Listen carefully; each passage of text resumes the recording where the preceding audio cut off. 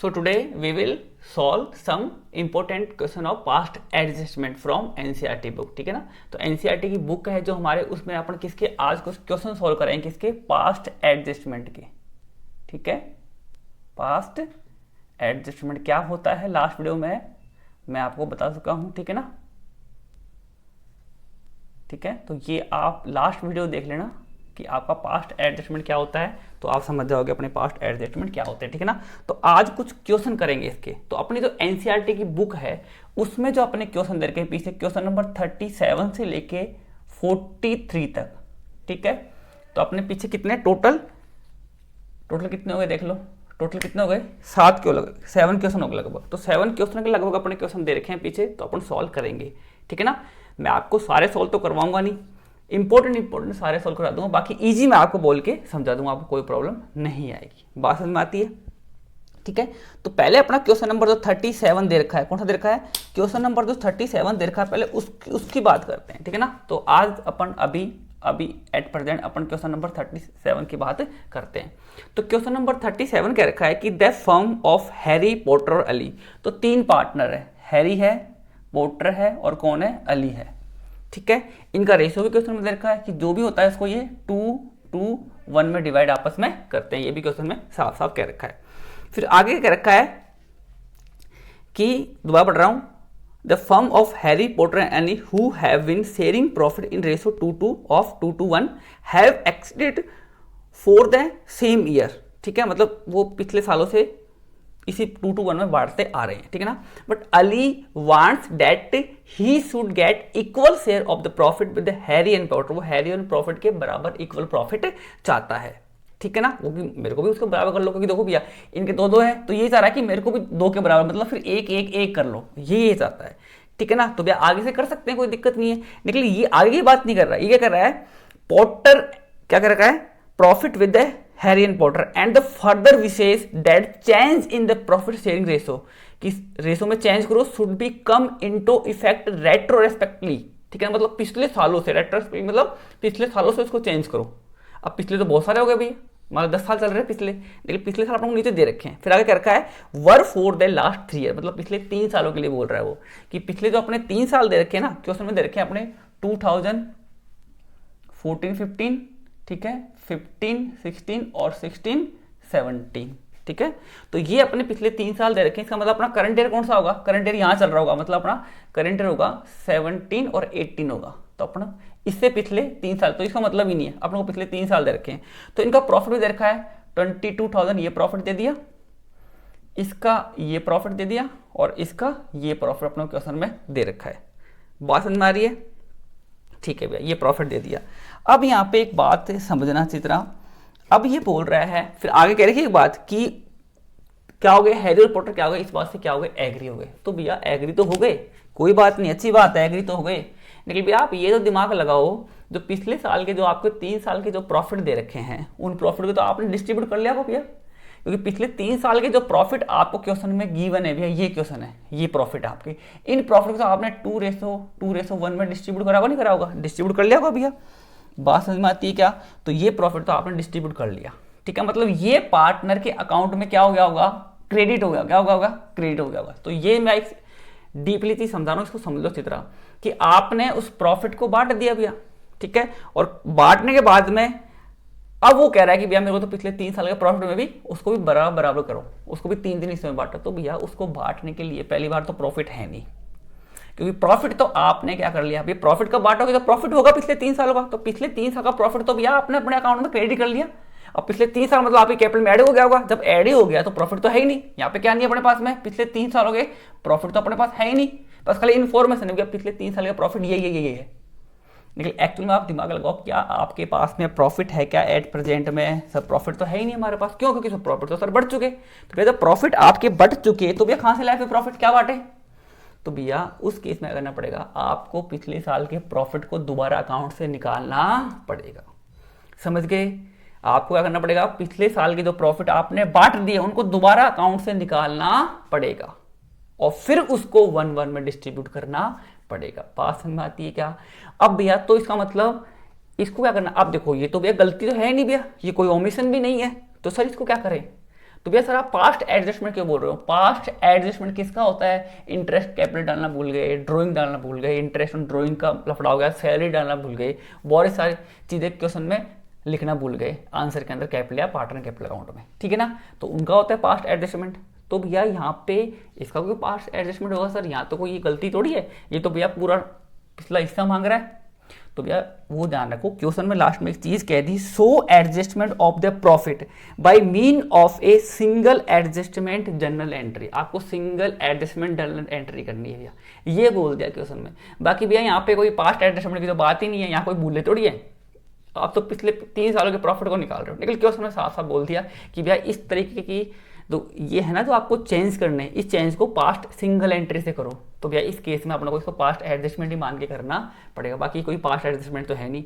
बाकी अगर बनाना चाहो तो आप ऐसे बना लो कि भैया पिछले 3 सालों के प्रॉफिट को दोबारा निकाल के और दोबारा इक्वल इक्वल बांटना, तो पिछले पास्ट चीजों को आपको दोबारा एडजस्ट करना है।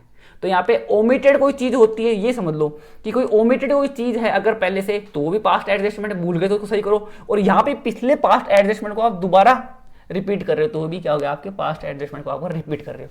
तो इस ऐसा मतलब ये भी क्या हो गया, अपना पास्ट एडजस्टमेंट हो गया, ठीक है। तो ऐसी चीज़ों को लेके चलो। और करना क्या है, पास्ट एडजस्टमेंट 2 तरीके से ही होते हैं। पास्ट एडजस्टमेंट को अपन 2 तरीके से सही कर सकते हैं, एक तो सिंगल एंट्री के और एक profit and loss adjustment account बना के। बट इस क्वेश्चन ने बोल दिया सिंगल एंट्री से करना है। तो सिंगल एंट्री केस मैंने आपको बताया था क्या बनाते हैं अपन, एनालाइज टेबल बनाते हैं। क्या बनाते हैं? Analyse table. तो एनालाइज टेबल होती है वो किसके इक्वल होती है सर? वो तो इक्वल किसके होती है? वो तो भैया अपनी एक तरह से छोटा पीनल अकाउंट के इक्वल होती है। किसके इक्वल होती है? वो तो एक टाइप का छोटा अपना प्रॉफिट एंड लॉस अकाउंट होता है। तो बनाते हैं छोटा प्रॉफिट एंड लॉस अकाउंट, क्या दिक्कत है? तो पहले अपन छोटा प्रॉफिट एंड लॉस अकाउंट और कैपिटल अकाउंट होता है, ठीक है ना। मैंने आपको लास्ट वीडियो में बता दी कैसे बनाते हैं, फिर मैं आपको दोबारा बता रहा हूँ इस क्वेश्चन को कैसे सॉल्व करना, ठीक है ना। तो यहाँ पे सबसे पहले क्या आ जाएगा आपका, कितने पार्ट, पहले पर्टिकुलर लिख देते हैं अपन, ठीक है। पर्टिकुलर के बाद में क्या आ जाएंगे आपके पार्टनर कौन कौन से हो, पार्टनर का नाम आएगा। एक पार्टनर कौन है यहाँ पे आपका, हैरी है, तो हैरी आ जाएगा, ठीक है। और उसके 2 कॉलम आएंगे, एक ये कैपिटल अकाउंट है, इसका क्या है, ये हैरी का कैपिटल अकाउंट हो गया, ठीक है। तो ये इसका अमाउंट आ गया, ये इसका अमाउंट आ गया, ठीक है ना। अब यहाँ पे आगे किसकी बात करते हैं, आगे पोर्टर है तो पोर्टर आ जाएगा, और यहाँ पे अली है, अली आ जाएगा। और लास्ट में किसका बनेगा, एक फर्म का अकाउंट बनाना आपको पड़ेगा, किसका, फर्म का बनेगा, ठीक है। तो ऐसे आपको ये सारे अकाउंट बनाने पड़ेंगे, ठीक है ना। तो अपन मैं दोबारा लिख देता हूँ, आपको साफ दिखेगा, ठीक है। ये तो हो गया अपना कौन सा, पर्टिकुलर हो गया, ये अपना हैरी का हो गया, ये अपना पोर्टर का हो गया, ये अपना अली का हो गया, और लास्ट में किसका बनाएंगे अपन, लास्ट में किसका बनेगा, फर्म का, ठीक है। वही आपकी debit side, credit side, debit credit, debit credit, debit credit. नीचे अमाउंट लिखना कभी भी मत भूलना, ठीक है ना। नीचे अमाउंट 100% आपको लिखना है, ठीक है ना। तो ये अमाउंट अपने लिख दिया और अपन इसको एक ढंग से परफॉर्म बना दिया, ठीक है। अब भैया देखो क्या करना है, इस चीज़ को समझ लो। सबसे पहले क्या करना है, आपको पिछले 3 साल के प्रॉफिट को इक्वली बांटना है। बोलते हुए इक्वली बांटना है, तो इक्वली बांटने के लिए सबसे पहले क्या चाहिए, प्रॉफिट चाहिए भैया। क्या चाहिए, प्रॉफिट। तो प्रॉफिट कहाँ से आएंगे, प्रॉफिट तो बट गए भैया, प्रॉफिट तो बट गए, तो 2014-15 का प्रॉफिट बट गया, तो भैया वो प्रॉफिट आपको दोबारा उनके अकाउंट से निकालने पड़ेंगे। जैसे मैं बोलूँ कि भैया अपना, जैसे मैं और आप 2 जने हैं, आपने 10,000 रुपये कमाए, तो 10,000 रुपये क्या करे, आपने उसके 6,000 रुपये अपने अकाउंट में जमा कर लिए और 6,000 रुपये मेरे, 4,000 मेरे अकाउंट में जमा हुए। मैंने बोला यार कि भैया तूने 6 कैसे लिए, मेरे अकाउंट में 4 आए, अपन को तो इक्वल इक्वल 5-5 बांटने थे, ठीक है। तो क्या होगा, आप अपने अकाउंट से 1,000 रुपये निकाल कर मेरे को दे दो, वैसे सेटलमेंट हो जाएगा। या फिर नहीं यार, अब मैं बोल रहा हूँ यार मेरे 1,000, मेरे को कुछ नहीं पता, पूरा निकाल पाया था, तो वो 6,000 रुपये निकालेगा, मैं अब 4 निकालूंगा, टोटल कितने हो जाएंगे 10, फिर 5 ले लेगा, 5 ले लूँगा। कई जगह ऐसे करते हैं, ठीक है, दिमाग को नहीं लगाते ज़्यादा अपना। तो ये चीज़ आपको ध्यान में रखनी है। तो यहाँ पे क्या करना पड़ेगा, सबसे पहले प्रॉफिट को इक्वल बांटने के लिए आपको प्रॉफिट चाहिए। प्रॉफिट को इक्वल बांटने के लिए प्रॉफिट चाहिए, तो प्रॉफिट कहाँ जाएगा, प्रॉफिट तो उनके अकाउंट में आपने क्रेडिट कर दिया, तो क्या दिक्कत है, दोबारा डेबिट कर लो। तो इस केस में आपको क्या करना पड़ेगा, आपको 2014-15, ठीक है, 2015-16 और 2017-18, सॉरी 2016 और 70 का प्रॉफिट आपको दोबारा निकालना पड़ेगा। तो सर जो 2000 अपना 15 दे रखा है, क्या दे रखा है 2000 तो अपना 15 दे रखा है, उसका प्रॉफिट कितना है, उसका प्रॉफिट सर 22,000 है। कितना है 22,000 का प्रॉफिट है सर उसका। तो निकालो सर उसको। सर किस रेशो में निकाले भैया, किसके अकाउंट से निकाले, 22 इसके निकाले, 22 इसके, 22 के, किसके अकाउंट से निकाले। अरे भैया निकालना क्या, पागल आदमी क्या, खुद सोच 22,000 रुपये किस रेशो में बांटा होगा। तो पिछला रेशो क्या है 2:1 दे रखा, तो इसमें बांटा होगा तो इसमें निकलेगा। बात समझ में आ रही है। तो 1 2 3 4 5, तो इसमें अपना 5 से डिवाइड करेंगे, कितने से 5 से। अगर मैं किसका हैरी का हिस्सा निकालूं तो कैसे निकालूंगा, हैरी का हिस्सा ऐसे निकलेगा, देखो इसको हटा रहा हूं मैं। हैरी का हिस्सा कैसे निकलेगा, हैरी इक्वल टू 22,000 है ना, तो 22,000 है, कितने टुकड़े करने टोटल 5 टुकड़े करने। इसमें हैरी का हिस्सा कितना है 2 है, ठीक है। तो बुक में निकाल रखा है इसमें, तो 88,000 इसका आ जाएगा, ठीक है। और दूसरे का 2 हिस्सा है, तो यहाँ पे पोर्टर का भी कितना आएगा 22,000 के अंदर कितना है उसका हिस्सा, वही 2/5 है, तो कितना आएगा 88 उसका आएगा। और अली की बात करूं तो 22,000 के अंदर 1/5 उसका हिस्सा निकल के आएगा, ठीक है। 44 मतलब आधा आ जाएगा, ठीक है। तो ये पैसा आपने उनके अकाउंट में पहले ही 2014-15 में उनके अकाउंट में क्रेडिट कर दिया, तो अब दोबारा निकाल रहे हैं। दोबारा क्यों निकाल रहे हो कि भैया उसको बराबर बराबर बांटना है, तो गलती करी पहले आपने उसको 2:1 में बांट दिया, तो उसको दोबारा निकालो। तो भैया निकालते हैं पहले, ठीक है। तो इसके अकाउंट में क्या करेंगे, डेबिट या क्रेडिट, भैया डेबिट करेंगे सर, क्रेडिट तो पहले किया था तो निकालना है, डेबिट करेंगे। निकालो सर उसके अकाउंट से। तो इस साल का प्रॉफिट कितना निकलेगा 8800 इसका निकलेगा, 8800 इसके अकाउंट से निकलेगा, और 44 इसके अकाउंट से निकलेगा। बात समझ में आ रही है। अब देखो, अब इनके अकाउंट से निकला है तो फर्म के पास तो प्रॉफिट वापस आ रहा है ना, तो फर्म के अकाउंट में क्या आ जाएगा, क्रेडिट हो जाएगा। लो भैया इनकम हो गई, फर्म के अकाउंट में दोबारा 22,000 रुपये आ गए। बात समझ में आई क्या। अब बात करते हैं नेक्स्ट ईयर की, इस साल की बात करते हैं। इस साल का प्रॉफिट कितना है अपना 24,000 रुपये। कितना है, अब मैं इसको देखो दोबारा हटा रहा हूं यहां से। तो इस साल का प्रॉफिट कितना आपका 24,000 रुपये प्रॉफिट है। तो 24,000 को फिर निकालो भैया, तो 25 इसका निकलेगा, 24,000 का 25 इसका निकलेगा, और 24,000 का 15 इसका निकलेगा, ठीक है ना। ऑलरेडी निकाल रखा है अपने पहले से ही। तो 96 इसका आ जाएगा, 96 इसका आ जाएगा, और 4800 इसका आ जाएगा। तो ये प्रॉफिट उनके अकाउंट से दोबारा निकाल लिए, तो निकाल लो भैया। तो सर 96 इसके अकाउंट से निकाल लेते हैं, 96 इसके अकाउंट से निकाल लेते हैं, और 4800, तो फर्म का दोबारा प्रॉफिट आ गया भैया। तो फर्म के अकाउंट में दोबारा प्रॉफिट दिखा दो, कितने का 24,000 का। बात समझ में आई क्या। अब आगे चलते हैं। अब आगे लास्ट लास्ट बच गया सर, लास्ट का भी कर दो, ठीक है। तो लास्ट का करते हैं भैया। लास्ट कितना है 29, तो वो भी निकालो भैया इनका अकाउंट से। तो 29 का 25 ही निकल जाएगा, ठीक है। 29 का 25 इसका निकल जाएगा, और 29 का 15 इसका यहाँ पे रेशो निकल जाएगा, ठीक है ना। तो वो भी मैं निकाल रखा है। तो 11,600 इसके आएंगे, 11,600 इसके आएंगे, और 5800 इसके आ जाएंगे। निकालो भी अकाउंट से इस साल का। सर निकालो, क्या दिक्कत है। तो 11,600 इसके निकल गए, 11,600 इसके निकल गए, और इसका कितना रखा है 58 इसके निकल गए। तो भैया इनके अकाउंट से निकल गए, तो फर्म के अकाउंट में दोबारा क्या हो जाएंगे, क्रेडिट हो जाएंगे। क्या हो जाएंगे, क्रेडिट हो जाएंगे। बात समझ में आई क्या। तो भैया यहाँ पे आप देखो इसका फाइनल इलाज निकल के आएगा। देखो बुक में कैसे कर रखा है वो ध्यान आपको नहीं देना, ठीक है ना। तो अब देखो अपने प्रॉफिट निकाल लिया। अब प्रॉफिट निकलने के बाद में अब अपने क्या करेंगे, अब चाहो तो इसको आप अलग अलग भी बांट सकते हो, चाहे तो अपने इसको एक साथ भी बांट सकते हैं। तो एक साथ कैसे बांटना है वो चीज़ समझ लो। तो भैया सारे प्रॉफिट आ गए। अब भैया अपना करंट ईयर कौन सा चल रहा है, अपना करंट ईयर तो यही चल रहा होगा भैया।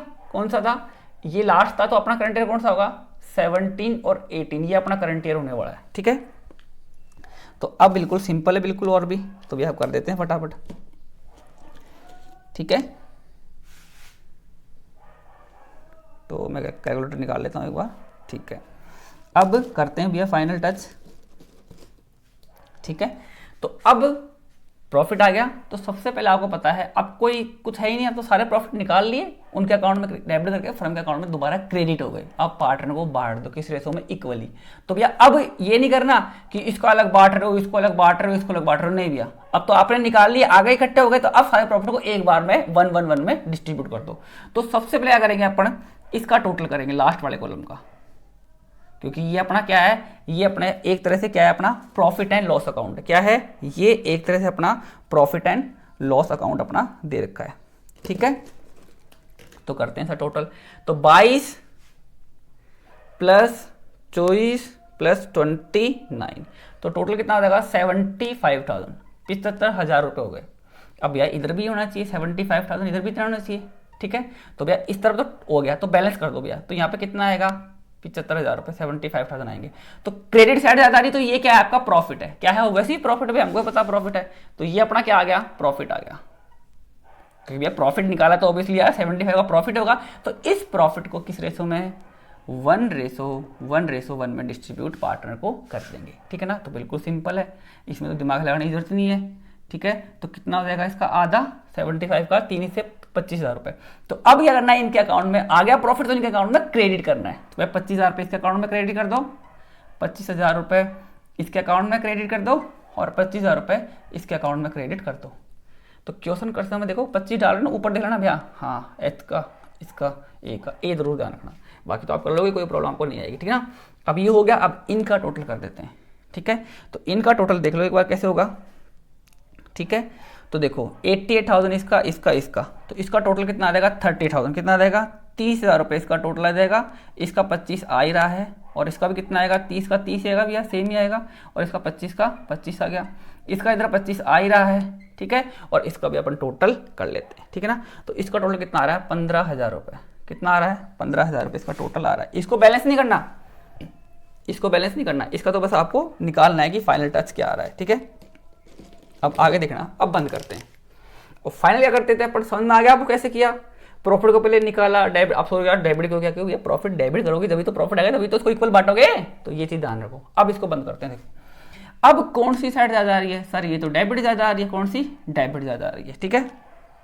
सर कितने से आ रही है डेबिट ज्यादा, सर ये तो 5,000 से डेबिट कितने आ रही है 5,000 से ज्यादा आ रही है। और सर इसकी भी डेबिट ज्यादा आ रही है, कितने से 5,000 से। और सर इसकी, अरे सर इसकी तो क्रेडिट आ रही है कितने से 10,000 से। तो देखो वैसे आपको दिख रहा है साफ साफ मामला सेट हो गया सारा का सारा, क्यों। अब देखो फाइनल एंट्री में यहाँ कर देता हूँ, थोड़ा आपको धुंधला दिखेगा निकला, आप समझ जाओगे, ठीक है ना। तो फाइनल एंट्री में यहाँ पे कर रहा हूँ, टाइम बचेगा अपना।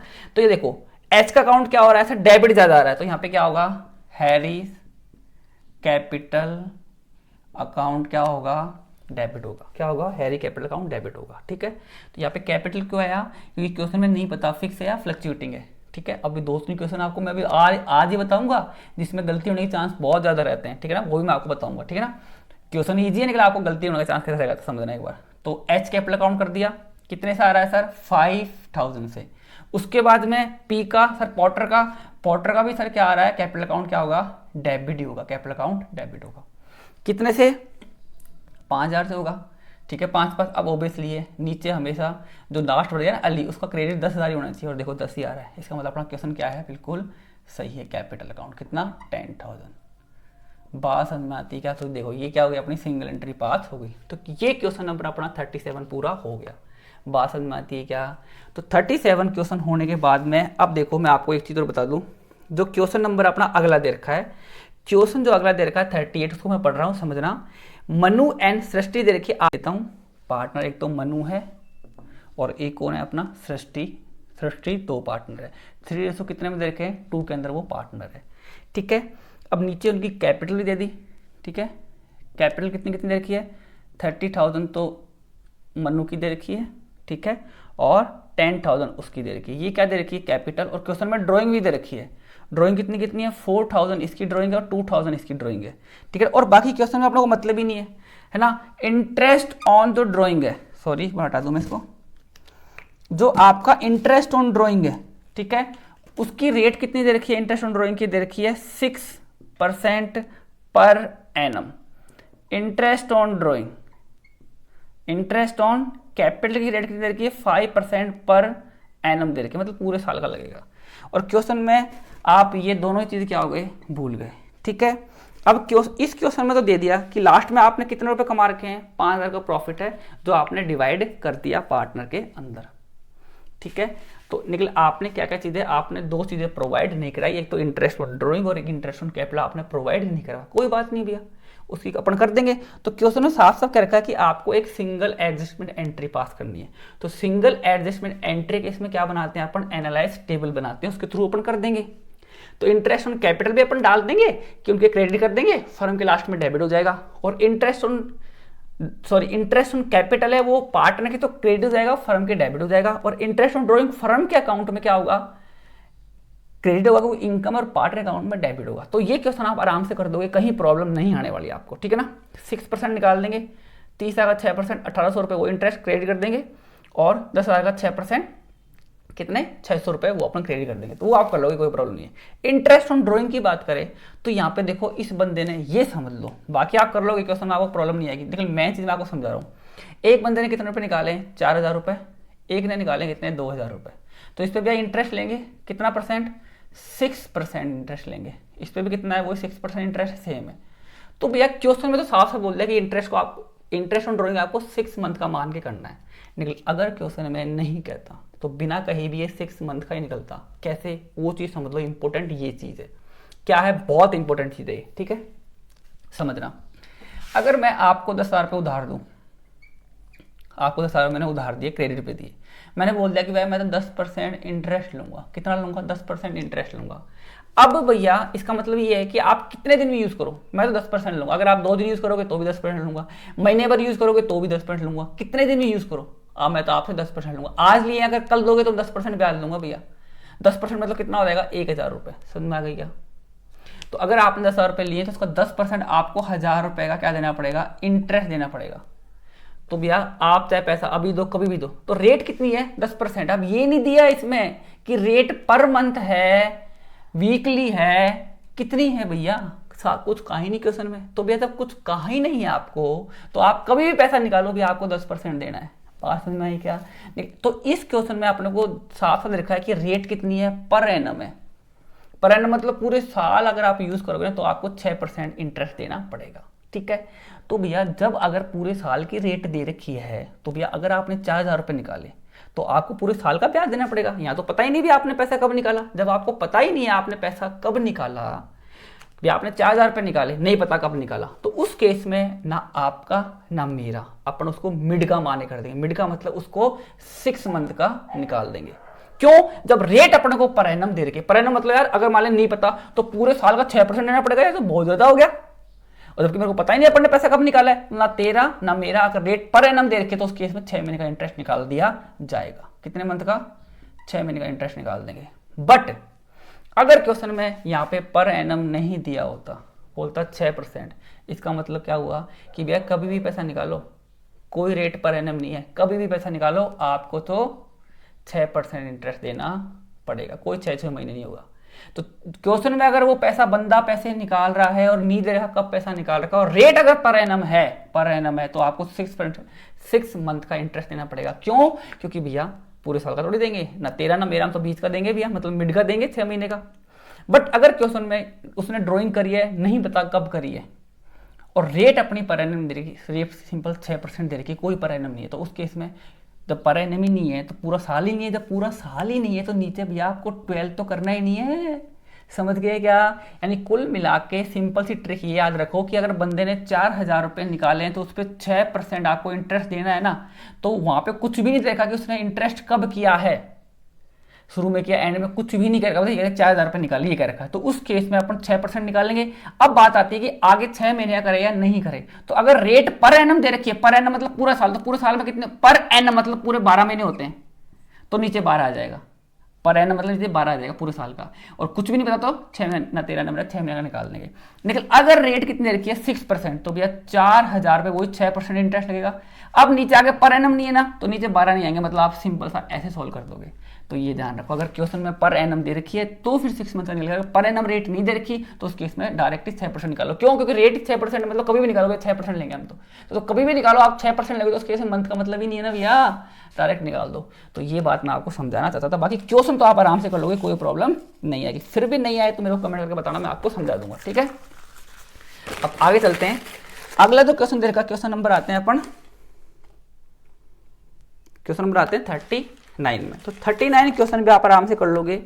ऑन द 30/2007 आपको कैपिटल दे रखी है, ठीक है, इलून, मोनू और अहमद की after making adjustment of profit, drawing work, कुछ भी मतलब आफ्टर मेकिंग एडजस्टमेंट, मतलब आफ्टर मेकिंग एडजस्टमेंट का मतलब ये होता है कि ओपनिंग कैपिटल में आपने सैलरी ऐड करी, ड्रॉइंग को लेस किया, प्रॉफिट ऐड किया, इंटरेस्ट ड्रॉइंग को लेस किया, इंटरेस्ट ऑन ड्रॉइंग ऐड किया, इंटरेस्ट ऑन ड्रॉइंग लेस किया, इंटरेस्ट ऑन कैपिटल ऐड किया। तो सारे एडजस्टमेंट होने के बाद कौन सी कैपिटल आती है, क्लोजिंग कैपिटल।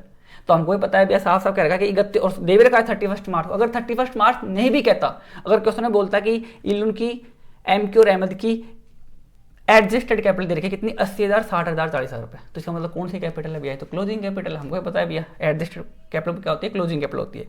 फिर आगे दे रखा है respectively it was discovered at interest on capital, interest on drawing omitted. भैया interest on capital, interest on drawing डालना भूल गए, तो इंटरेस्ट ऑन कैपिटल उनके अकाउंट में क्रेडिट कर देंगे, फर्म के डेबिट कर देंगे। इंटरेस्ट ऑन ड्रॉइंग की बात करें तो उनके अकाउंट में डेबिट हो जाएगा, फर्म के अकाउंट में क्या हो जाएगा, क्रेडिट हो जाएगा, एनालाइज टेबल के अंदर, ठीक है। फिर आगे एक चीज रखी है, द ड्रॉइंग ड्यूरिंग देर, एक ने 20,000 रुपए निकाल रखे हैं, एक ने 15,000 रुपए निकाल रखे, एक ने 9,000 रुपए निकाल रहे। कब निकाल रखे हैं क्वेश्चन में नहीं दे रखा, नहीं दे रखा। तो भैया इंटरेस्ट कितने दिन का निकालेंगे तो वो बात करेंगे आगे। इंटरेस्ट ऑन ड्रॉइंग चार्जेबल है भैया, इंटरेस्ट ऑन निकाल के दे रखा निकाल के दे रखा निकालने की जरूरत नहीं है। 360 रुपए, 500 रुपए, 360 और 200 रुपए दे रखे हैं, तो बढ़िया बात है। फिर आगे लास्ट में नेट प्रॉफिट दे रखा है 1,20,000 रुपए, और लास्ट में प्रॉफिट 3:1 के अंदर डिस्ट्रीब्यूट कर रखा है। और लास्ट में क्या बोल रहा है, एडजस्टमेंट एंट्रीज करने, इसका मतलब आपको पीएनएल एडजस्टमेंट अकाउंट बनाना पड़ेगा। तो आराम से बना लोगे, आपको कोई प्रॉब्लम नहीं आएगी। फिर भी नहीं आया तो मेरे से कमेंट करके पूछना, मैंने आपको पहले इससे लास्ट वाले वीडियो में आपको मैंने समझा दिया था, ठीक है ना। तो आप कर लोगे, आपको कोई प्रॉब्लम इसमें नहीं आने वाली, ठीक है ना। अब एक चीज और समझना आगे इस क्वेश्चन के अंदर, ठीक है, एनसीईआरटी में ना इसको बोल तो रखा है कि आपको क्या करना है, इसको आपको एंट्रीज पास करनी, क्या करनी है, आपको एंट्रीज पास करनी है। लेकिन इस क्वेश्चन को एनसीईआरटी की बुक में एनालाइज टेबल से सॉल्व करना है।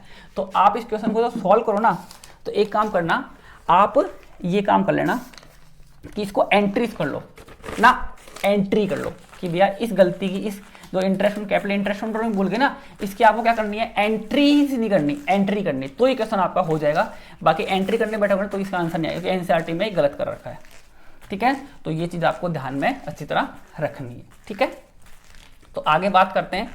तो भैया इस क्वेश्चन में समझ गए, ये आप आराम से कर लोगे, आपको कोई प्रॉब्लम नहीं आने वाली।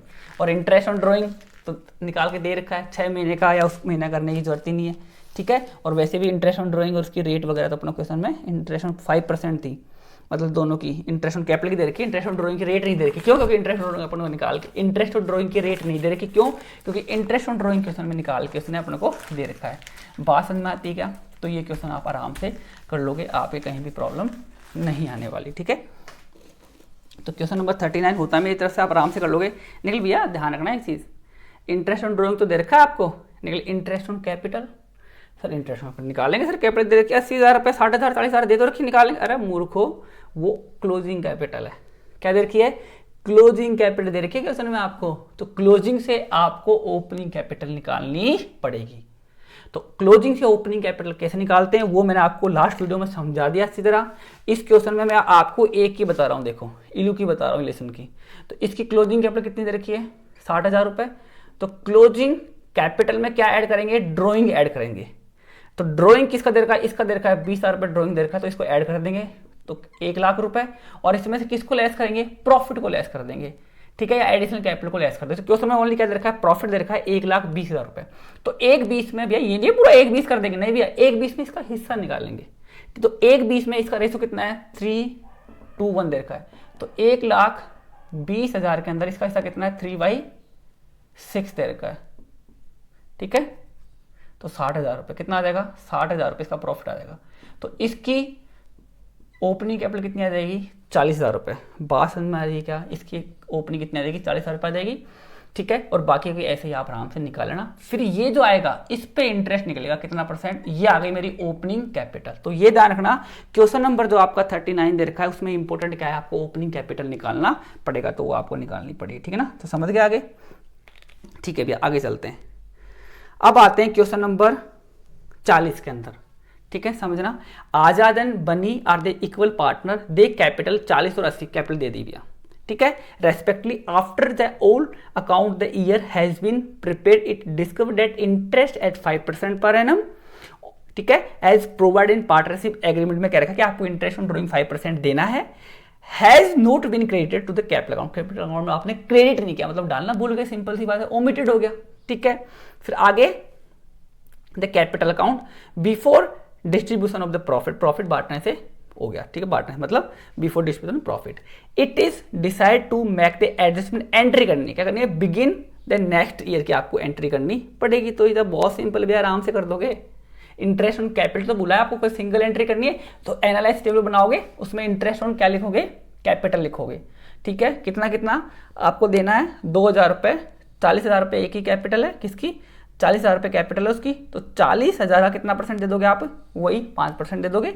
और उसको कितना दोगे 40,000 का, उसको भी आप 40,000 का, एक बार क्वेश्चन निकल गया है मैं निकाल लूँ, उसको भी आप कैपिटल 40,000 का 5% और उसको 80,000 का 5% दे दोगे, तो उनके अकाउंट में क्रेडिट हो जाएगा, फर्म अकाउंट में क्या हो जाएगा, लास्ट में डेबिट हो जाएगा। फिर बस एक ही चीज़ है, तो उसको बंद करोगे तो नुकसान आएगा, उस नुकसान को आप उनके रेशो में बांट देना, फिर लास्ट में बंद कर देना, आपको आंसर आ जाएंगे, कोई प्रॉब्लम इसमें नहीं आने वाली। ईजी क्वेश्चन है, तो बहुत ईजी है, ऐसे क्वेश्चन इतने ईजी क्वेश्चन भी नहीं आते।